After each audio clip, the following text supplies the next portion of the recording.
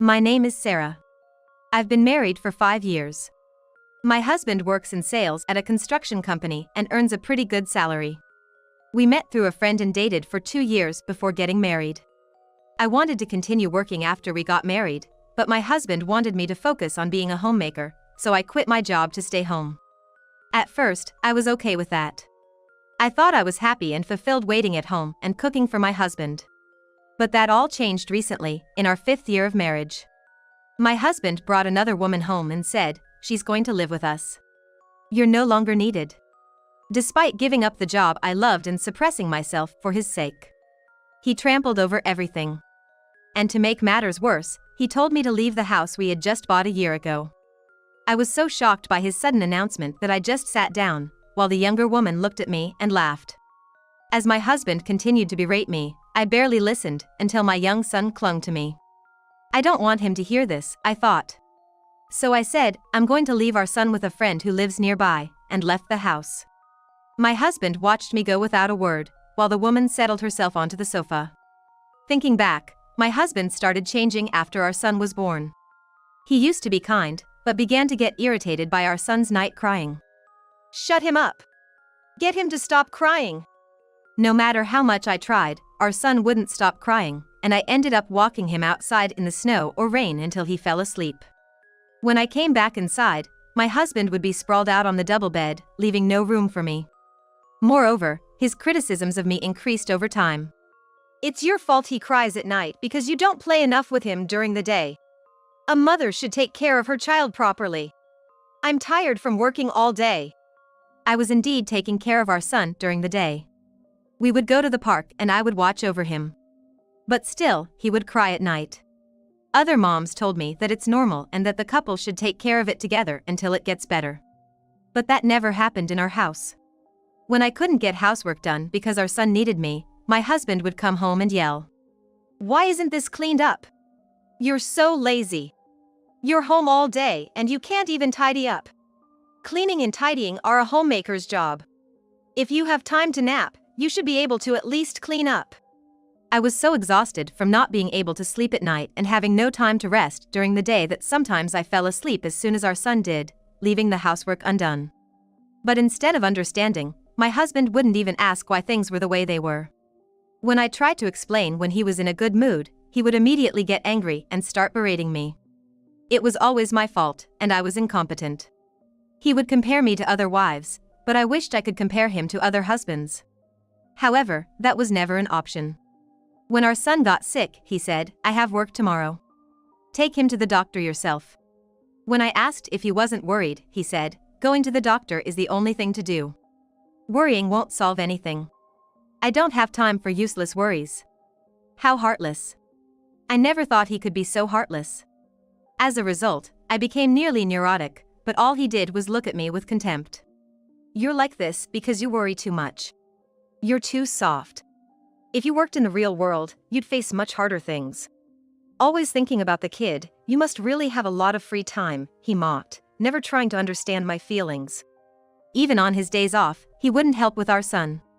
So I would take him to the park alone, where I'd see children playing with their fathers. I couldn't help but feel envious, having only known hardship. We never went on a family vacation together. In the summer, it was always just me taking our son to the beach. Even if we went out for a drive, it was just me driving with our son beside me. My husband never joined. As a result, our son has no memories with his father. When we visited my husband's parents, all he would do is speak ill of me. Unable to cook properly, can't clean well, the worst wife. Even his parents looked down on me, offering no comfort or understanding.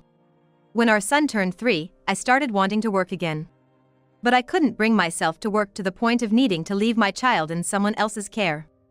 So, I looked for something I could do from home, but when I mentioned this to my husband, he mocked me, saying, "So what? Every housewife helps out by working part-time to support the household. And here you are talking about remote work? I don't know what kind of job it is, but don't slack off on your duties at home. It's not like you're good at anything else anyway." It was about 2 years after I started working that he said, "We're buying this condo. Get ready to move." It was a high-end condominium. There's no way we could afford such a thing, I thought, wondering what he was planning. Seeing my worried look, he exploded. With what I earn, buying a condo like this is nothing. Are you making fun of me? I had no intention of belittling him. But it seemed impossible with his salary. I found it odd he didn't understand this, but I couldn't say anything. I didn't want to spoil his mood and make our home life tense. Nevertheless, since I was able to earn a decent income through remote work, I told him about it, saying, "Well, I have some income too, and if we both try hard, we can make it work, right?" However, he didn't seem to like that and started yelling. "Just because you work a little, don't get cocky. Your salary is peanuts. In any family, helping out with the finances is expected. Don't act all high and mighty for doing what you should." "I didn't mean it like that." "You're just trying to make me look stupid." I couldn't understand why he would think that. He called me crushed and a parasite. I wondered why I ever married such a person, blaming my past self. During that time, the days when my husband wouldn't come home increased. But there was a part of me that felt relieved when I cooked and he didn't come back. Without him, there were no complaints. I could work as I liked, play with my child without fear, and not worry about the house being a mess. It felt like the greatest happiness. Is this what marriage is supposed to be? And to think, he called me useless. Taking a deep breath, I opened the front door. I could hear my husband and another woman's voice inside. "Isn't your wife late? She's always slow. All that's left is to get her to sign the divorce papers, so it doesn't matter." The woman laughed, saying, "Right. Once I sign the divorce papers, I can be free of him." Feeling somewhat relieved at the thought, I entered the living room, where my husband looked at me. "You're late." Yes. I had been lost in thought, which is why I was late. But saying that would probably only result in a "you're so stupid" thinking won't help response. About what we were discussing earlier. "We're getting a divorce, so sign this." It was the divorce papers. Signing them would set me free. "The kid's yours." "I don't want him." "Is that so?" "You're fine as long as you have the kid, right?" "Exactly. I don't need you if I have my child." "All right." I glanced at the woman briefly. The young woman, with her flashy makeup, laughed mockingly. "Perfect for the new place, huh?" "What? You're so young and charming." "Was it Camila, you said?" "Yes, that's right." "Thank you." "Huh? Thank you, even though your husband was taken? Are you out of your mind?" "You'll understand soon enough. Right?" "Oh." With a meaningful look, I signed the divorce papers, packed my belongings, and left the house. For a while, I had no choice but to live in a hotel. But I had enough income to live on. I had savings from these past years, so there was nothing to worry about. Determined, I picked up my child and settled into the hotel. "We'll live in a hotel for a while. I'll find us a nice home in the meantime," I told my child, hugging them, trying to encourage myself. Though my child looked uneasy, they nodded in agreement. I was furious at my husband for bringing up divorce so easily, especially with a child involved. It's like he wasn't thinking about the child at all. It was good to be rid of such a man. But was it really okay to part ways like this?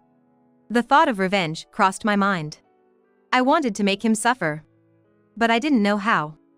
I wondered if there was a way to make him regret it, but nothing came to mind. Seeing my child playing alone, I thought, my face must look so ugly filled with these thoughts. I shouldn't show such an ugly expression to my child as their mother. Let's forget it. Let's move on and forget. I'm free now. I gently stroked my child's head as they read a book alone, showing them a kind smile. Within a month, my child and I settled into a new home, furnished it, and started a new life. By then, I had begun to put my ex-husband Ken out of my mind. Thanks to that, my child and I had many days filled with laughter. I could concentrate on my work while occasionally baking sweets. It seems my child made friends in the neighborhood and was happily playing outside. I never imagined such a fulfilling life could exist. But then one day, Ken called. "Hey! Why isn't the loan being paid off?" "Huh? You should at least say hello, shouldn't you?" "I don't care about that. I'm not calling to talk to you." I thought not to argue since it would only cause stress. I wanted to end the conversation quietly and quickly. I took a deep breath before responding. "I don't want to talk to you either, so let's finish this quickly." What's it about? It's about the loan. Why hasn't it paid off? That's because you haven't deposited any money into the account, right? Telling me about it doesn't help. Why haven't you deposited it? What? What is he talking about? I understand it's about the loan for the high-rise condo. But why would I, who doesn't live there, pay it? It makes no sense. Why do you think I should pay for it? The condo loan was supposed to be paid by you. Why? We're divorced and you're the one living there. Why should I pay?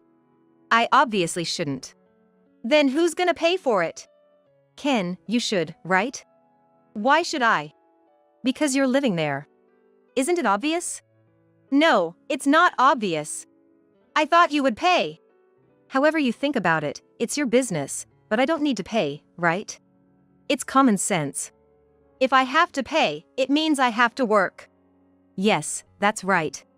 How can you support her without working? I don't want to work. That's not my problem. I've supported you for years. You could at least pay the loan. What nonsense are you talking about? After our child was born, you didn't participate in parenting and just criticized me. Even when the child was sick, you didn't worry at all.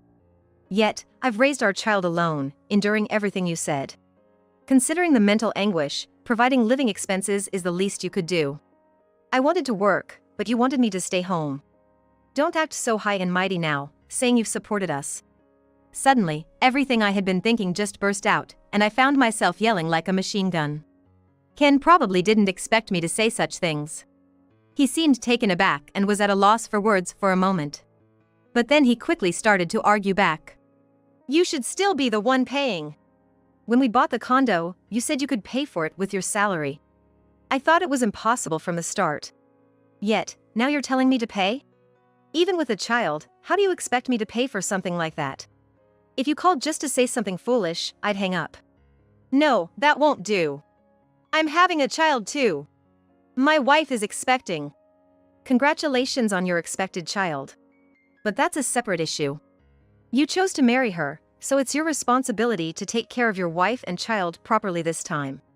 How can you say something so cruel? You weren't like this before. You were too noisy and always negating me. That's why I couldn't say anything. Being negated every day can break a person's spirit. You lose confidence in yourself, and your heart gets torn apart. You were the one who broke me back then. That's why I couldn't say anything. Is that so? Yes. I wasn't a woman who didn't speak. I was a woman so broken I couldn't speak. So, you're better now? Yes, I've gained a lot of confidence from working and living on my earnings. I've become stronger since divorcing you. Thank you for that. When I said thank you during our divorce, it was because I was happy to be free of you. Is that how it was? Yes, that's how it was. So no matter what you say, I won't give you any money. Stay out of my life from now on. After saying that, I hung up. My heart rate skyrocketed, and I felt a sudden thirst, but I wanted to praise myself for finally being able to say what I had never been able to say before. However, not even an hour later, I received a call from Camila, Ken's mistress, who was, surprisingly, even more assertive than Ken, despite being 9 years younger. Hey! The condo's in your name, right? Caught off guard by the sudden accusation without even an introduction, I was flustered. I'm asking you. Can't you just respond? Wait a minute, who are you exactly? I'm not just anyone. I'm Ken's wife. Ken, as in my ex-husband? Are you sure? Absolutely. Maybe you should show some manners first? Being yelled at by someone who doesn't even introduce themselves, I might as well think it's a prank call. Shut up. This isn't about manners. The condo is in your name, isn't it? And if it is? Shouldn't you be the one paying the loan then? Why is Ken supposed to pay for it? Oh, I see. So, you're going to pay the rent? What? Why would that be? Well, if the condo is in my name and thus my property, and I'm letting someone else, you, live there, it's only natural I'd collect rent. Don't say stupid things. I won't pay you rent. I thought so. But don't worry. The condo's name isn't mine. Then whose name is it? Well, if we were living together as a couple, that leaves only one person, doesn't it? Ken. That would be the case. But Ken said he changed it to your name. There was a time I thought so too. He quit his job and said I should pay the loan. But then, we're married, so I thought it wasn't necessary to change it. Changing it would mean a gift during life, which could incur taxes. That would be a waste. So, the name stayed his. Lucky, right? Wait a minute. Quit his job? What do you mean? Didn't you know? He quit his job. No way. He's a salesman at a construction company, making a good income. That was the story before. What do you mean? Well, it's quite a story from the past. I noticed his salary wasn't being deposited. I thought discussing it would only lead to a fight, so I called his company. They said he had resigned. I was shocked. What did you do then? I confronted him, you know. It's unbelievable he wouldn't tell me he had quit. But when I asked, he just yelled at me. Well, that's just the kind of person he is, I guess. And then what happened? Well, he said he quit because he didn't want to work anymore. What's that supposed to mean? He said it was absurd that he was the only one working. Sounds like a child, doesn't it? He quit because of that. Truly irresponsible. I can't believe it.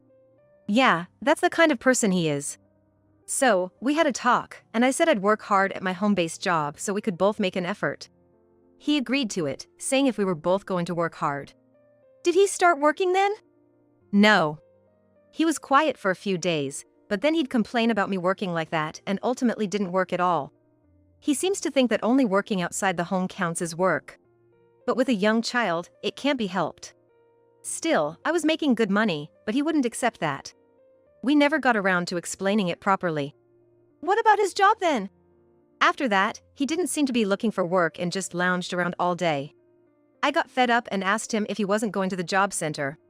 He said he was looking online and sometimes brought home job magazines, but there was no sign he was actually looking. Somehow we managed to pay the loan and live, so I guess he thought it was okay. He declared he wouldn't work for a while. What is that? He said, I've worked hard enough, now it's your turn. So, I told him, since I've been doing the household chores, you should do them if I'm going to work. He said it would be easy. But he didn't do it. He didn't do it? Right. He started off with enthusiasm, but that lasted maybe 3 days. Then everything was neglected, the kitchen was a mess with dirty dishes piling up, laundry piled up until it was washed and then left wrinkly. He was told to just take showers, so he never cleaned the bathroom. The toilet was filthy, everything was half done.